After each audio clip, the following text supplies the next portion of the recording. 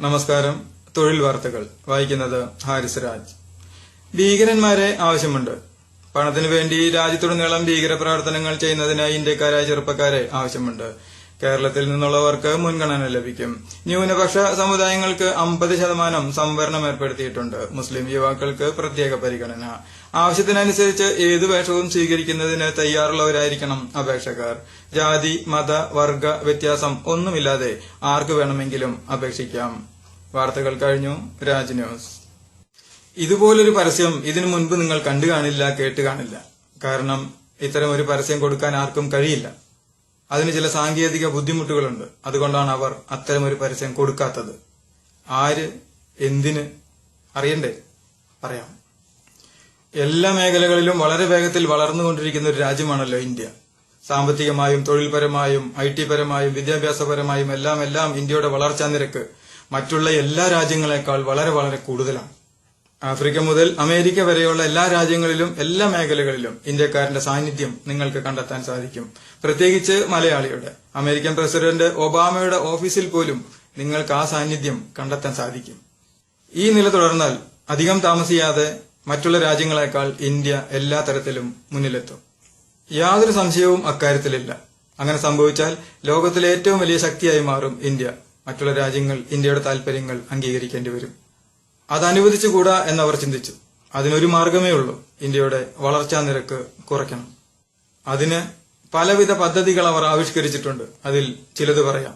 ഇന്ത്യയിലെ ജനങ്ങളെ വർഗീയമായി വേർതിരിക്കുക, അവർ തമ്മിലുള്ള കമ്മ്യൂണിക്കേഷൻ പോലും ഇല്ലാതാക്കുക, അവർ തമ്മിൽ ശത്രുത ഉണ്ടാക്കുക, ആ ശത്രുത വളർത്തുക, അവസരം കിട്ടുമ്പോൾ അവരെ തമ്മിലടിപ്പിക്കുക. അതിന് ഇന്ത്യയിൽ നിന്ന് തന്നെ ആളുകളെ കണ്ടെത്തണം. കേരളക്കാരെ കൂടുതൽ ഉൾക്കൊള്ളിക്കണം. ഏതെങ്കിലും ഒരു ന്യൂനപക്ഷ വിഭാഗത്തെ ഭീകരരാക്കണം. അവരെ കൊണ്ട് ഭീകര പ്രവർത്തനങ്ങൾ ചെയ്യിക്കണം. ബാക്കിയുള്ളത് ഭൂരിപക്ഷം നോക്കിക്കൊള്ളും. ഇത് വിജയിച്ചാൽ ഇന്ത്യയുടെ വളർച്ചാ നിരക്ക് കുറയ്ക്കാൻ കഴിയും. ഇതാണ് അവരുടെ ലക്ഷ്യം. ഇപ്പോൾ ഏകദേശം ഒരു ഐഡിയ കിട്ടിക്കാണും. എങ്കിലും ചില സംശയങ്ങൾ ബാക്കിയായി അല്ലേ? ബാക്കി കൂടി കേൾക്കും. ഇനി എങ്ങനെയാണ് അവരത് ചെയ്യുന്നതെന്ന് നോക്കാം. ആദ്യമായി സോഷ്യൽ മീഡിയയിലൂടെ വർഗീയത വളർത്തുന്ന പോസ്റ്റുകൾ പ്രചരിപ്പിക്കുന്നു. അതിന് കിട്ടുന്ന കമന്റ്സ് നോട്ട് ചെയ്യുന്നു. ഇങ്ങനെ ജനങ്ങളെ വിവിധ ഗ്രൂപ്പുകളാക്കുന്നു. ഈ ഓരോ ഗ്രൂപ്പുകളെയും ഇവർ തന്നെ പുറകിൽ നിന്നും സപ്പോർട്ട് ചെയ്യുന്നു. എരുതിയിൽ എണ്ണ പകരുന്ന തരം പോസ്റ്റുകൾ വീണ്ടും ഉണ്ടാക്കിവിടുന്നു. സോഷ്യൽ മീഡിയയിലൂടെ കൂടുതൽ സ്ട്രോങ് കമന്റ്സ് കൊടുക്കുന്നവരെ ഇവർ തേടിയെത്തുന്നു. അവർക്ക് വേണ്ട എല്ലാ സഹായങ്ങളും ചെയ്തു കൊടുക്കുന്നു. അവരെ കൊണ്ട് ഭീകര പ്രവർത്തനങ്ങൾ ചെയ്യിക്കുന്നു.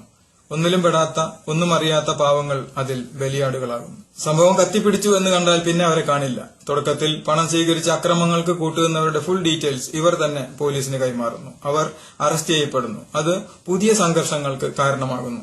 ഇതാണ് അവരുടെ പ്രോഗ്രാം. ഇനി അവരെവിടെ വരെ എത്തിയെന്ന് നോക്കാം. സോഷ്യൽ മീഡിയയിൽ വർഗീയ പോസ്റ്റുകൾ നിറഞ്ഞു കഴിഞ്ഞു. കൂടുതൽ വർഗീയത ഉള്ളവരെ അവർ നോട്ട് ചെയ്തു കഴിഞ്ഞു. ചിലരെ സമീപിച്ചു കഴിഞ്ഞു.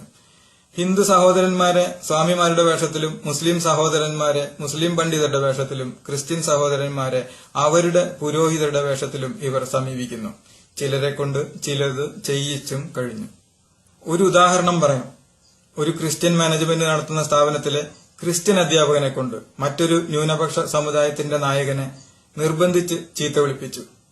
അന്ന് ആ അധ്യാപകൻ കരഞ്ഞു പറഞ്ഞു, എങ്ങനെയാണ് ഞാൻ ആ പ്രവാചകനെ ചീത്ത വിളിക്കുക? പക്ഷെ വൈകിപ്പോയിരുന്നു. ഒരിക്കൽ അവരുടെ വലയിൽ വീണു കഴിഞ്ഞാൽ പിന്നെ നിങ്ങളെ രക്ഷിക്കാൻ ആർക്കുമാവില്ല. അഥവാ നിങ്ങൾ രക്ഷപ്പെടാൻ ശ്രമിച്ചാൽ നിങ്ങളെ അവർ കൊന്നുകളയും.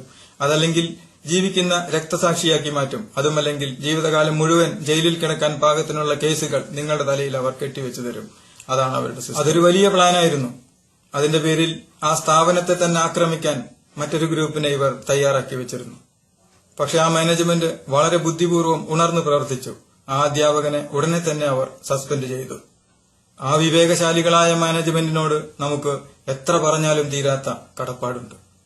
അവരുടെ ആ വിവേകത്തിന് മുന്നിൽ ഭീകരന്മാരുടെ വലിയ ഒരു പദ്ധതി തന്നെയാണ് പാളിപ്പോയത്. വിവേകം അതുതന്നെയായിരിക്കട്ടെ ഇനിയെന്നും നമ്മുടെയും ആയുധം. ഇനി മറ്റൊരു സംഭവം പറയാം.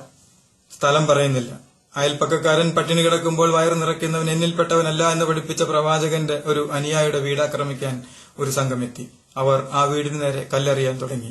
ആ വീട്ടുടമസ്ഥന്റെ തലപൊട്ടി രക്തം വാർന്നൊഴുകി. ബഹളം കേട്ട് ഓടിയെത്തിയ ജാനകിയമ്മ ആ സംഘത്തോട് ഉറക്കെ വിളിച്ചു പറഞ്ഞു, ഇനിയൊരടി മുന്നോട്ട് വെക്കരുത്. എന്റെ ഈ സഹോദരന്റെ ശരീരത്തിൽ ഇനി ഒരു തരി മണ്ണ് വീഴണമെങ്കിൽ അതെന്റെ ശവശരീരത്തിൽ ചവിട്ടിയിട്ട് മതി എന്ന ആ അമ്മ സധൈര്യം, ആ സ്നേഹമയ്യായ അമ്മ ആ സംഘത്തോട് വിളിച്ചു പറഞ്ഞു. ഇത് കണ്ട അവരുടെ മക്കളും അവരോടൊപ്പം ചേർന്നു. ആ കുടുംബത്തിന്റെ സ്നേഹത്തിനു മുന്നിൽ ഭീകരന്മാരുടെ മറ്റൊരു പദ്ധതിയും പാളിപ്പോയി. സ്നേഹം അത് തന്നെ ആയിരിക്കട്ടെ ഇനിയെന്നും നമ്മുടെയും പരിച. എന്റെ സഹോദരങ്ങളെ, ഇനിയൊരിക്കലും വർഗീയത നിറഞ്ഞ പോസ്റ്റുകൾക്ക് ലൈക്ക് കൊടുക്കാതിരിക്കുക. വർഗീയതയുള്ള പോസ്റ്റുകൾ ഷെയർ ചെയ്യാതിരിക്കുക. ആരെങ്കിലും ഇനി നിങ്ങളെ സമീപിച്ച് നിങ്ങളുടെ തന്നെ സഹോദരങ്ങളെ ഉപദ്രവിക്കാൻ ഉപദേശിച്ചാൽ അവരിൽ നിന്നും അകന്നു പോവുക, അവരെ ഒറ്റപ്പെടുത്തുക. അവരുടെ ഈ അതീവ രഹസ്യങ്ങൾ എന്റെ സഹോദരങ്ങളായ നിങ്ങളുമായി പങ്കുവച്ചതിനാൽ ഞാൻ അവരുടെ ശത്രുവായി കഴിഞ്ഞു. ഒരുപക്ഷെ നിങ്ങൾ ഈ വീഡിയോ കാണുമ്പോൾ ഞാൻ ജീവനോടെ ഉണ്ടായിക്കൊള്ളണമെന്നില്ല. എന്നെയും ഷാനവാസിനെയും പോലുള്ളവരുടെ ജീവൻ എടുക്കാനേ അവർക്കാവൂ. ഞങ്ങളുടെ വാക്കുകളും പ്രവർത്തനങ്ങളും ഈ ലോകത്തു നിന്നും എടുത്തുമാറ്റാൻ അവർക്കാവില്ല ഒരിക്കലും. ഞങ്ങളെന്നും നിങ്ങളോടൊപ്പം ഉണ്ടായിരിക്കും. ഇക്കാരണത്തിന് ജീവൻ നഷ്ടപ്പെടുന്നതിൽ എനിക്ക് വിഷമമില്ല. എന്റെ കോടിക്കണക്കിന് സഹോദരങ്ങളുടെ ജീവൻ രക്ഷിക്കുന്നതിന് എന്റെ ഈ ജീവൻ ബലി നൽകുന്നതിൽ ഞാൻ അഭിമാനിക്കുന്നു. ഇനി എനിക്കെന്തെങ്കിലും സംഭവിച്ചാൽ പോലും നിങ്ങളാരും തീവ്രമായി പ്രതികരിക്കരുത്. വിവേകം അതായിരിക്കണം നമ്മുടെ ആയുധം. സ്നേഹം അതായിരിക്കട്ടെ നമ്മുടെ പരിച. വിവേകത്തിനു മുന്നിൽ തോൽക്കാത്ത ആയുധങ്ങളില്ല. സ്നേഹത്തിനു മുന്നിൽ അടിയറവ് പറയാത്ത ആയുധങ്ങളുമില്ല. തോക്കുകൊണ്ടും ബോംബ് കൊണ്ടും നേടാനാവാത്തത് സ്നേഹം കൊണ്ടും വിവേകം കൊണ്ടും നമുക്ക് നേടാനാകും. എല്ലാം അറിയുന്ന സർവശക്തനായ സകലത്തിനും ഉടമസ്ഥനായ തമ്പുരാന്റെ അനുഗ്രഹം സർവചരാചരങ്ങളിലും സകല ജീവജാലങ്ങളിലും ഉണ്ടാകട്ടെ. ഈ ലോകത്തും ഇനിയൊരു ലോകമുണ്ടെങ്കിൽ അവിടെയും സകലർക്കും സമാധാനം ഉണ്ടാകട്ടെ. നിങ്ങളുടെ സ്വന്തം ഹാരിസ് രാജ്.